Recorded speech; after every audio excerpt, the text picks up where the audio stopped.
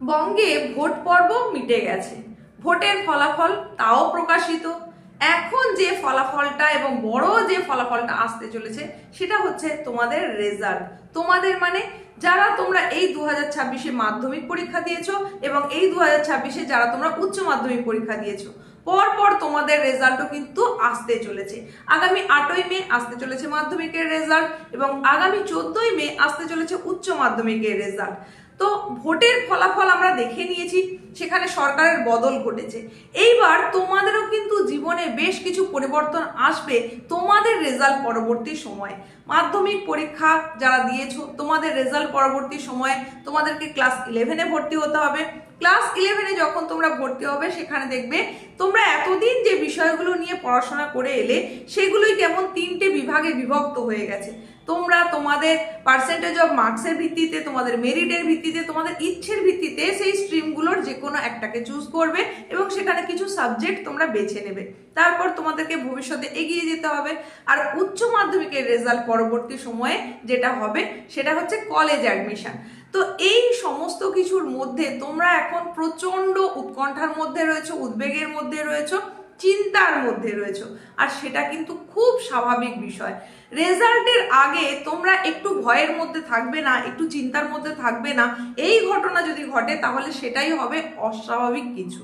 তো রেজাল্টের আগে প্রত্যেকে তোমরা নিশ্চয়ই ভয় ভীতিতেই রয়েছো এবং এখানে যদি আমি তোমাদেরকে বলি ভয়টাকে দূরে রাখো তাহলে সেটা শুধু বলাই হবে, এটা করা সম্ভব নয়।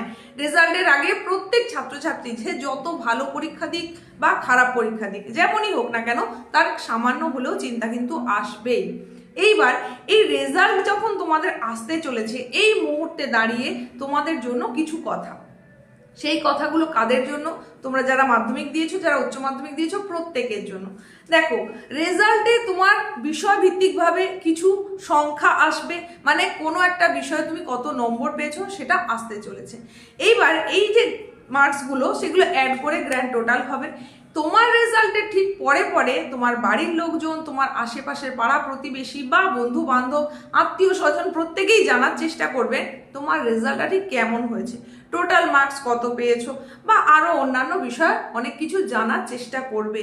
অন্তত প্রথম কয়েকদিন তো এই সম্পর্কেই শুধু আলোচনা হবে।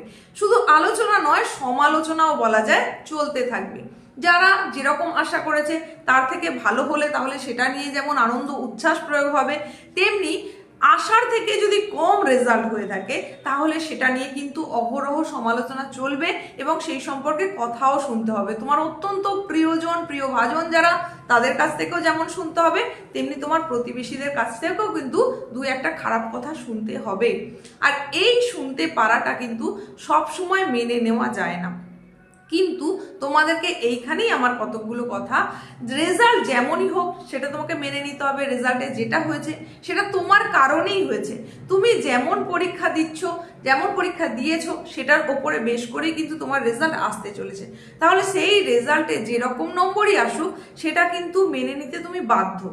এইবার তোমার করণীয় হতে পারে সেটাই, যারা মাধ্যমিক পরীক্ষা দিয়েছো তাদের আরও সুযোগ থাকবে যে এই রেজাল্টের ওপরে একটা গুরুত্ব দিয়ে সেটার ওপরে তোমার আলোকপাত করে তুমি বুঝতে পারছো যে তোমাকে আরো কত খাটতে হবে উচ্চ মাধ্যমিকের রেজাল্টটাকে আরো বেটার করার জন্য, সেটা তোমার কাছে সুযোগ থাকবে।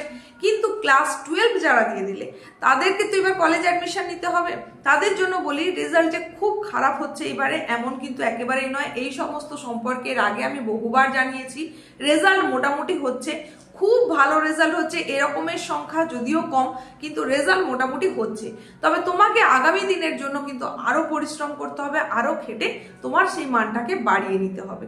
আর যাদের রেজাল্ট তুলনায় খারাপ হবে তাদের জন্য শুধু এইটুকুই বলবো, এই রেজাল্টের ওপরে এমন কিন্তু কিছু নির্ভর করবে না যেটা তোমার জীবনটাকে টোটাল শেষ করে দেওয়ার মতন একটা অবস্থায় নিয়ে গিয়ে দাঁড়াবে।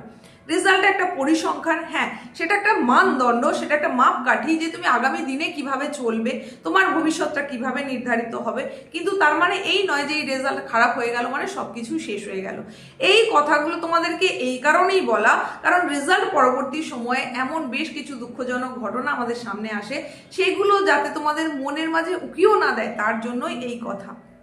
আর সেই সমস্ত অভিভাবক অভিভাবিকাদেরকে এটা বলার যে প্রত্যেক ছেলে মেয়ে কিন্তু এখন দারুণ সেনসিটিভ, তারা ডিপ্রেশনে চলে যায় খুব তাড়াতাড়ি। এমন কোনো ঘটনা যাতে না ঘটে তার কারণে আপনার ছেলে মেয়ের সামনে অবশ্যই আপনাকেই দাঁড়াতে হবে। বাকি জনেরা কি বলছে কি বলবে সেটা আমাদের কারোর হাতে নেই, সেটা আটকানোর ক্ষমতা কারোর নেই। কিন্তু আপনি যদি আপনার সন্তানের সামনে না দাঁড়ান, তার পাশে যদি না থাকেন, তাহলে কিন্তু সে সামনের দিনগুলোতে আরও যে কঠোর পরিশ্রম করে এগিয়ে যাবে, সেই সাহায্যটুকু যদি না পায় তাহলে সে বল ভরসা সবই কিন্তু হারাবে। তাই অতি অবশ্যই তোমরা তোমাদের মনের দৃঢ়তা বজায় রাখো। তারই সঙ্গে সঙ্গে অভিভাবকদেরকেও বলবো সন্তানের পাশে থাকুন।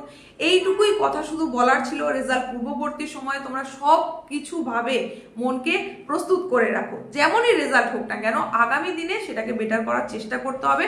আর আশেপাশের মানুষজন দু একটা খারাপ কথা বললে সেটাকে জাস্ট ইগনোর করে দাও। সেটাই কিন্তু সব নয় যেটা তোমার এখন রেজাল্ট হিসেবে আসতে চলেছে। রেজাল্ট ভালো হলে সেটা তো খুবই ভালো কথা, সেটা নিয়েও যেমন একদম উচ্ছ্বাসে ভেসে যাওয়ার কিছু নেই, আবেগে ভেসে যাওয়ার কিছু নেই, কারণ সেই রেজাল্টটা তোমাকে ধরে রাখতে হবে। আবার তেমনি খুব খারাপ হয়ে গেলেও যে আর কিছু করার থাকবে না এমন কিন্তু নয়। সুতরাং সামনের দিনগুলো তোমাদের আরো সুপ্রশস্ত হোক, সেটা খুব ভালোভাবে যাতে তোমরা অতিক্রম করতে পারো সেই চেষ্টাই তোমাদেরকে আগামীতে করে যেতে হবে।